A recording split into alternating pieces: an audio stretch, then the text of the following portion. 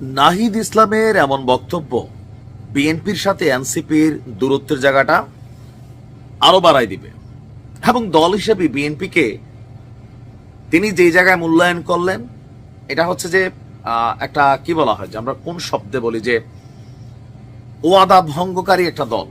মানে আমি যদি খুব সাধু সুন্দর ভাষায় এক কথায় বলতে চাই, আস্থা নাই। কার আস্থা নাই বিএনপির উপরে এই মুহূর্তে? এনসিপির নেতাকর্মীদের আস্থা নাই। তো তারা মনে করে যে আমার যে এত আস্থা নাই, এই জনগণেরও আস্থা নাই।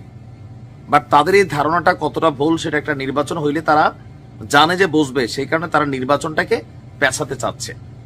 প্রয়োজনীয় অপ্রয়োজনীয় সংস্কারের বিষয় না, ওই জিনিসগুলা যেগুলো তারা চাচ্ছে এবং একমাত্র তাদের নিয়োগকৃত যিনি প্রধান উপদেষ্টা আছেন, ছাত্র কর্তৃক নিয়োগপ্রাপ্ত ডক্টর ইউনূস, ওনার কাঁধে বন্দুক রেখে তারা তাদের এজেন্ডাগুলোকে বাস্তবায়ন করতে চায়। এটা হচ্ছে প্র্যাকটিক্যাল। কিছু আছে যৌক্তিক, কিছু আছে তাদের রাজনৈতিক স্বার্থে। এর মধ্যে কোনটা, কেন এই কথাটা আমরা বললাম? একটা ভয়ঙ্কর অভিযোগ আমরা দেখছি যে নির্বাচনের পরে সংস্কার হবে না।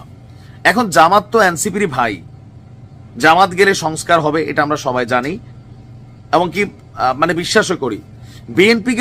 বিএনপি গেলেও আপনার সংস্কার হবে, আমরা এটা বিশ্বাস করতে চাই। কেন? কারণ তারেক রহমান সাহেব অন্তত যা বলছেন মিডিয়াতে রেকর্ডেড, এমন না যে সরকারে বসার পরে তিনি লইরা যাওয়ার সুযোগ আছে। আর যদি লইরা যান আমরা এগুলো নিয়ে ওনার সমালোচনা করব। মানে ভাসুরের নাম মুখে নেন আর কি নাহিদ ইসলামরা। তো আমরা যেটা বলছিলাম, যদি বিএনপি কথা না রাখে সমালোচনা হবে, বাট নাহিদ মনে করছে তারা কথা রাখবে না। এখন তিনি কি বিএনপির নাম নিচ্ছেন? অনেকে বলতে পারেন ভাই আমরা বুঝি তো কার নাম নিচ্ছে। নাহিদ বলছেন সিরাজগঞ্জে একটা প্রোগ্রাম ছিল বিএনপি মানে এনসিপির ইফতার পার্টি, তো অনলাইনে ভার্চুয়ালি তারেক রহমান স্টাইলে তিনি কানেক্ট হয়েছেন।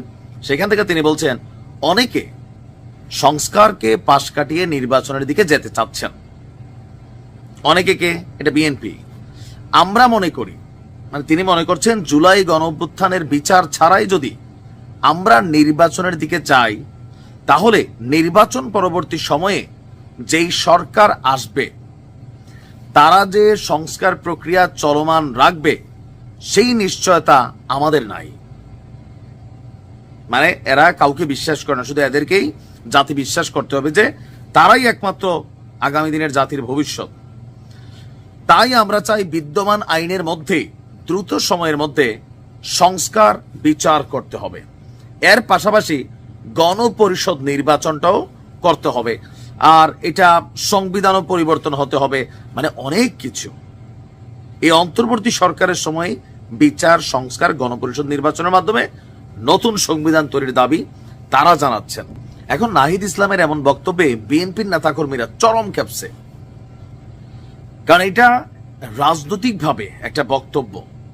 জনগণকে বোঝানোর চেষ্টা চলছে যে আমরা জাতীয় নাগরিক পার্টি ছাড়া এই দেশে যারা আছে এরা কেউই কথা রাখবে না, ওয়াদা দিলে ওয়াদা রাখবে না। এখন এই কথাটা বলার কারণ কি?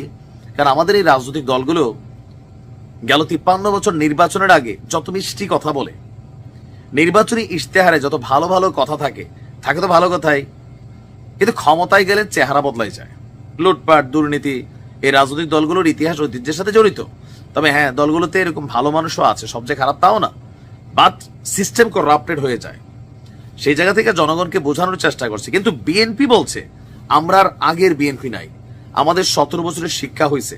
তারেক রহমান বারবার তার নেতাকর্মীদেরকে মেসেজ দিচ্ছেন। ইভেন এই সংস্কার নিয়ে বিএনপি একাধিকবার এই বক্তব্য দিয়েছেন যে সংস্কার চলমান প্রক্রিয়া, বিএনপি ক্ষমতায় গেলে এই সংস্কারগুলোকে তারা শেষ করবে, এমনকি এটা চলমান রাখবে, বিচার করবে। তারা তো সবকিছু মেনে নিচ্ছে। কিন্তু জাতীয় নাগরিক পার্টি মনে করছে যে মনে করছে না, তারা বলছে সরাসরি, বিএনপির নাম মুখে আনে নাই, যে নির্বাচনের পরে এরা কেউ সংস্কার করবে না। তো এই ধরনের বক্তব্যগুলা ইম্যাচিউর বক্তব্য।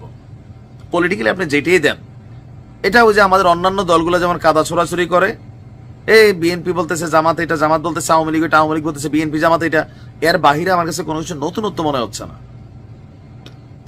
যে আমরাই শুধু সেরা আর বাকি যা আছে সব বেল নাই।